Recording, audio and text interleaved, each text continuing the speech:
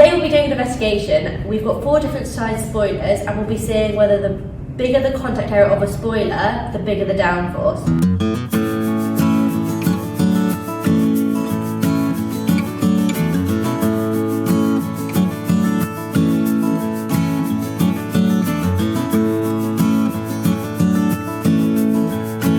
We believe our experiment will be successful to some extent.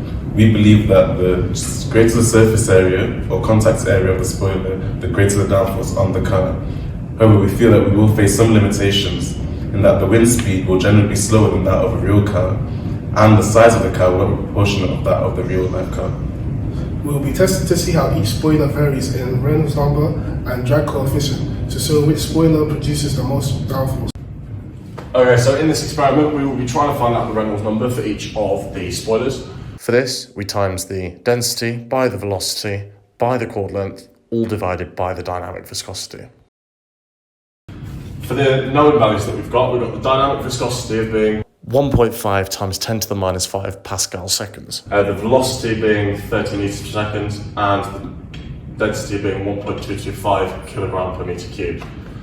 We've got four chord lengths. And with each of these 4 chord lengths, we'll be working out these Reynolds numbers here. So if we've got a chord length of 0.02 meters, we should have a Reynolds number of 4.9 times 10 to the 4.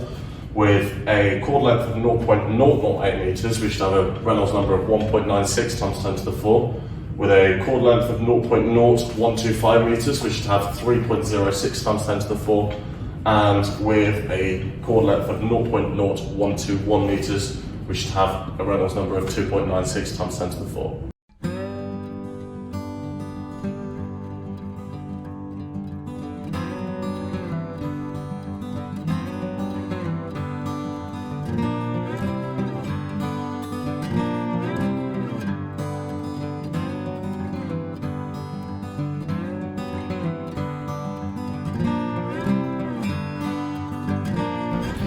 In this experiment, we used 3D printer to print 4 different spoilers of different sizes and have calculated the downforce and the drag of both.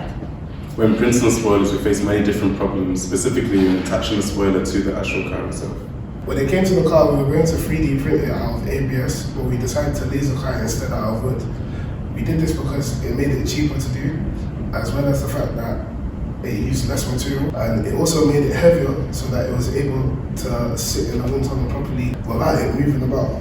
One of our biggest problems though was the fact that the Reynolds numbers between the theoretical, the actual physical spoilers didn't match a value for the real car. Because as we can see, for a real car, the Reynolds number was 4.53 times 10 to the 5, which is quite a lot heavier than the theoretical values for the spoilers. It's important because if the Reynolds numbers don't match up, it's when the conditions won't be the same. So if we've got different values for, let's say, the 4 spoilers here, they'd be slower cars, different conditions, so we obviously wouldn't be able to scale it up.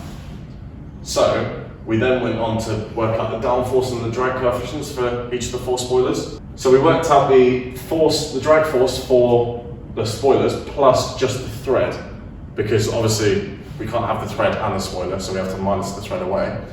And then we went on for this 4 spoilers for downforce and the drag coefficient. We think the best one for the downforce would be spoiler number 4, because it's 0.48, which is quite a lot bigger than these 3 other values here. But when you come to the drag coefficient, you've got number 5 as a substantially lower value. Because in number 4, downforce is a lot bigger, whereas the drag we don't have to really worry about too much at slower speeds. To conclude, this shows that our project does work and that the greater the chord length or the size of the spoiler, the greater the downforce is.